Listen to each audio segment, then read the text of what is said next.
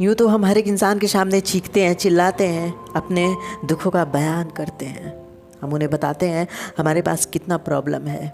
लेकिन एक इंसान अगर आपके जीवन में है जो आपकी खामोशी भी पढ़ ले, जो आपके मौन को जान जाए कि आखिर ये मौन, ये चुप्पी, ये खामोशी क्यों है इस चेहरे पे, जो चेहरा हमेशा बोलता रहता था, जिस चेहरे पे स्माइल होती थी, ये स्माइल जो है एक दिखावा है।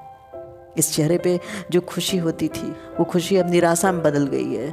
हम उस इंसान को शायद समझ नहीं पाते जिसके ज़बान पे शब्दों की कमी नहीं होती थी, जो हर शब्द को एक नया रूप देकर उसे बढ़ा चढ़ा के लोगों में बहस करता था, हर एक छूटे अधूरे शब्द को एक कहानी बना लेता था। वो इंसान अगर खामोश है तो आखिर क्यों खामोश है? कोई तो वजह होगी जो उसके ज़बान को बंद कर देती है, जो उसके लहजे को इस तरह जकड़ लेती है कि वो इंसान बोलने से कतराने लगता है। शायद हम उसे समझ नहीं पाते, हम अपनी ज़िंदगी में इतना बिजी होते हैं कि उस इंसान के खामोशी को हम देखना तक नहीं चाहते, हम इस चीज़ को नोटिस नहीं करते। और जब वो इंसान हमारे जीवन से चला जाता है तब हमें उस इंसान की कीमत पता चलती है। और तब आप उसकी कीमत जान के क्या करोगे जब वो इंसान है ही नहीं? शायद आपके जीवन में, आपके रिश्ते में कहीं ना कहीं वो मुख मोड़ चुका है आपसे, आपके रिश्ते से, आपकी पहचान से, आपके जीवन से। लेकिन कहीं ना कहीं आपको उसे समझना चाहिए था। हमेशा बहस करने की आदत थी। अगर वो मौन है तो क्यों मौन है, अगर वो चुप है तो क्यों चुप है। शायद जब इंसान के मन में इच्छा होती है ज़्यादा बोलने की, जब वो चीखना चाहता है, चिल्लाना चाहता है, बोलना चाहता है, सबसे अपने दर्द को बयां करना चाहता है, तब वो इंसान चुप होता है। क्योंकि जब हमें बहुत कुछ बोलना होता है तब हम मौन होते हैं, या हमारे पास कुछ नहीं है तब मौन होते हैं। ये बात वैसे है ना, जैसे दर्द जब ज़्यादा होता है तब इंसान को पीड़ा नहीं होती, बल्कि वो एक अचेत अवस्था में चला जाता है जहाँ पे दर्द बस देखा जा सकता है। हाँ, मेरे शरीर के हिस्से को कतरा जा रहा है, मैं इसे चुपचाप देख सकता हूँ।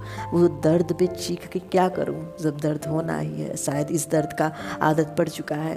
वो इंसान दिल तोड़े या फीलिंग को कभी ना समझे, फिर भी हम उस इंसान को वैल्यू देते हैं। कहीं न कहीं वो इंसान जो इस शरीर में जीवित है वो अब इस तड़प से बाहर नहीं निकलना चाहता, वो अब मर चुका है, उसका ज़मीर अब समाप्त हो चुका है। शायद उसे इस दर्द की आदत पड़ चुकी है। ज़िंदगी यही तो है, जब तक आप चीखते हो तब तक दर्द होता है, लेकिन जब चीख बंद हो जाता है तब वो दर्द का एक ऐसा पड़ाव होता है जहाँ पे मौत और जीवन दोनों आमने सामने होते हैं। मौत दौड़ के गले लगाना चाहती है और ज़िंदगी दौड़ के भागती है। शायद इस रेस में मौत जीत जाती है और ज़िंदगी हार जाती है। ये हार एक इंसान का नहीं होता, बल्कि एक ऐसे कहानी का होता है, एक ऐसे शब्द का होता है जो उस इंसान ने अपने मुख से बाहर नहीं निकाला, जिस कहानी को उसने दुनिया के सामने नहीं रखा, और वो कहानी हमेशा के लिए समाप्त हो गई। वो कहानी इंसान सुनना नहीं चाहता, और जब उसके अंत के बाद वो कहानी जानता है तो लोग दौड़ते हैं उसके पीछे, उसे जानने के लिए,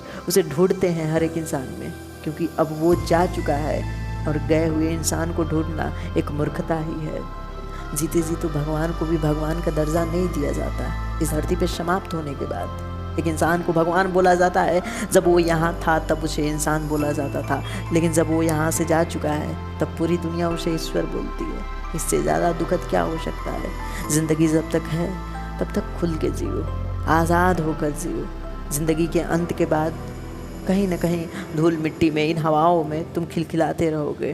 तुम्हारा मौन, तुम्हारे शब्द क्या पीड़ा देंगे, क्या अपमान देंगे? जो रखना है सच सच साफ साफ दुनिया के सामने रखो। उस दुनिया के शब्दों पे मत विश्वास करो, दुनिया कभी किसी की नहीं होती।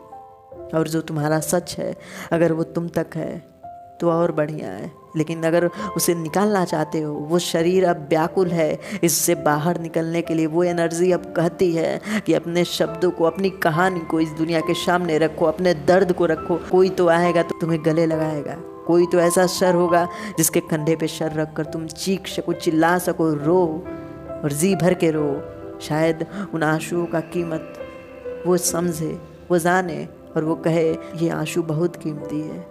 उस आवाज़ के बाद, उस चीख के बाद तुम्हारे मन को कुछ शांति मिलेगा। उस इंसान को गले लगा के ये देखो कि हाँ, पूरी दुनिया बेदर्द थी, शायद कुछ पल के लिए ये सही है, लेकिन ये भी ज़रूर बदलेगा। Thank you guys.